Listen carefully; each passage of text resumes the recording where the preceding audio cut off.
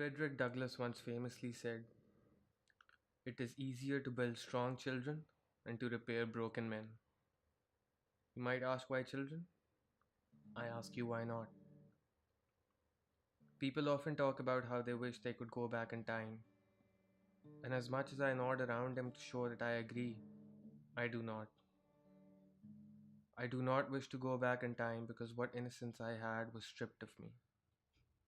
What naivety I had was preyed upon, and what carefreeness I had was purged out of me.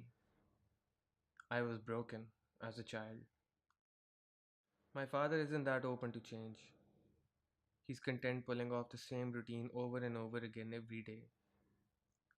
He'd take me to the same barber shop every time for my haircut. Needless to say, I was familiar with the marketplace. By the time I was 8, I knew the market area well enough to go there on my own. My mom would ask me to get everyday groceries. This newfound independence of mine meant that I could divert from my father's monotonous routine and explore. I wasn't like my father. I'm very open to change. In fact, you could say that I welcome it. One time I went for my haircut on my own. The shop was crowded, so I decided to go to the next shop. I strolled into the empty barber shop and asked for a haircut. I walked into that shop as an innocent child and walked out with scars that I carry with me to this day. He started to grind himself against me, eventually growing confident enough to force himself into my hand. I would remove my hand from the armrest, but he would just place it back again. I didn't do anything about it because I didn't think there was anything I could do.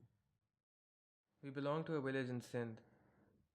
When I was about 11 years old, we brought a young man in his early 20s back with us. He was our new house worker and used to live with us. Him being from our village meant that the entire family trusted him. It was normal for me to be upstairs with him. We used to play. He was really nice to me. It was misplaced trust. He would touch me in places when we were playing, and before I knew it, it got explicit. I was a naive 11-year-old who at that time didn't understand what was happening. When I think about it now, I think I was old enough to understand what was happening, but was made to believe that it was all right by an older, more mature individual.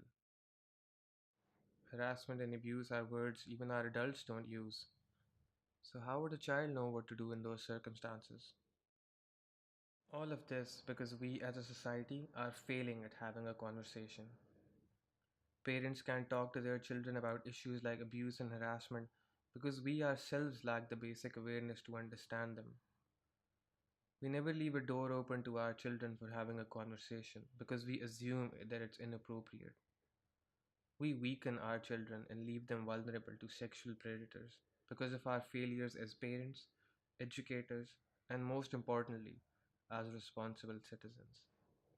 I want parents and teachers, brothers and sisters, to ask themselves, what's easier?